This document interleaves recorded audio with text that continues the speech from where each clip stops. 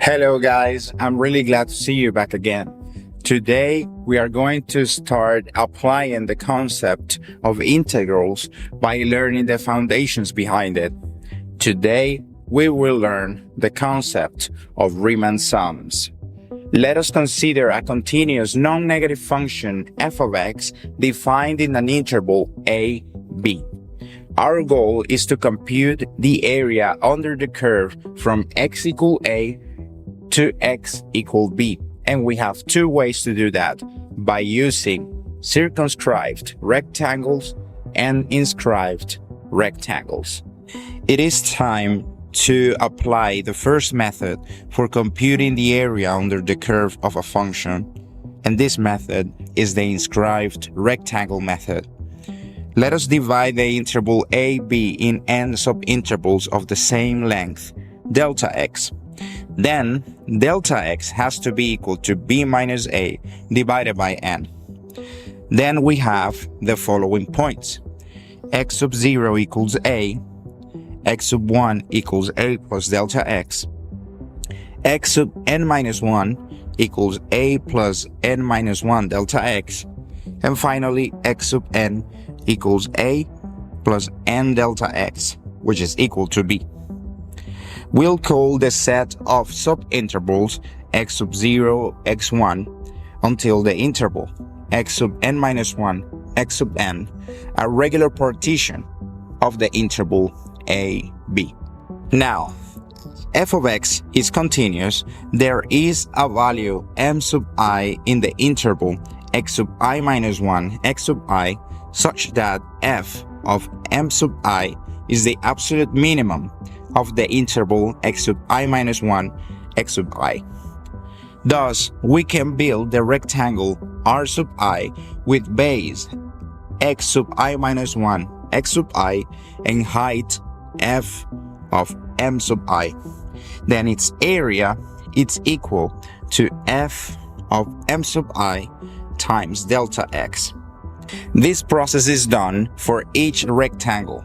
Thus, if S sub n denotes the sum of all the areas of the rectangles, we have that S sub n is less than or equal than the area under the curve of the function.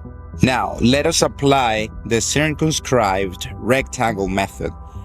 The process is pretty much the same as for the inscribed rectangle method, but instead of taking the minimum of each subinterval, we'll take the maximum m sub I for getting the area of the rectangle R sub I. Now, if we denote as T sub n the sum of all of these rectangles, we have that the area under the curve will be less than or equal than T sub n.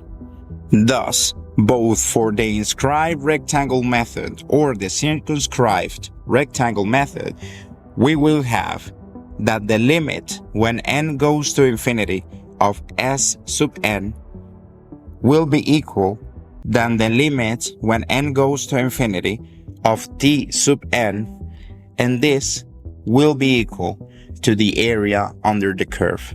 Now, let us consider f of x equal x squared and the interval 0, 2. Then, for this particular case, delta x will be equal to 2 divided by n.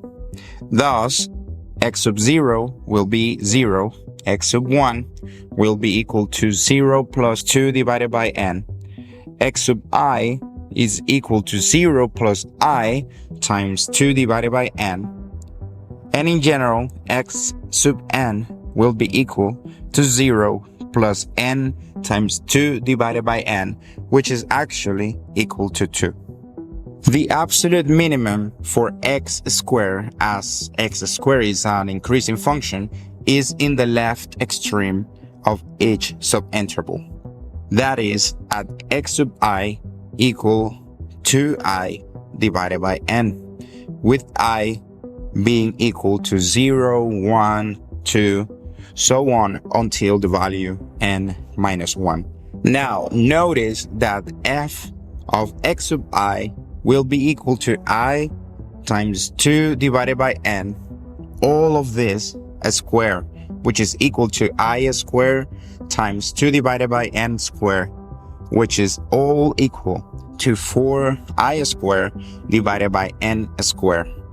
Thus, S sub n, the inferior sum, will be equal to the sum from I equals 0 to n minus 1 of f of x sub I times delta x, and by applying the substitution and then simplifying, this is equal to the sum from I equals 0 to n minus 1 of 8I squared divided by n cubed.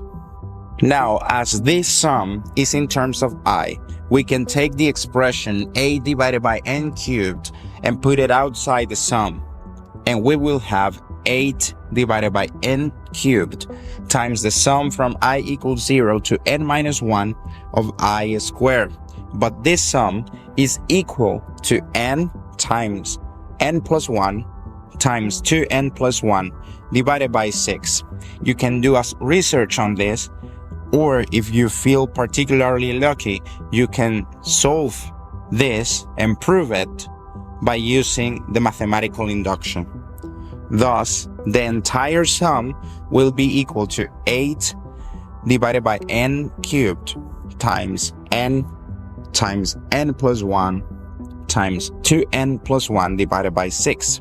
And by simplifying, and if we take the limit when n goes to infinity, we will get the actual area under the curve, which is equal to 8 divided by 3. I invite you to find the area under the curve of the same function that we did before, but instead of using the inscribed rectangle method, try to use the circumscribed rectangle method. For doing so, you will need the following 2 properties. And well, guys, see you in the next video.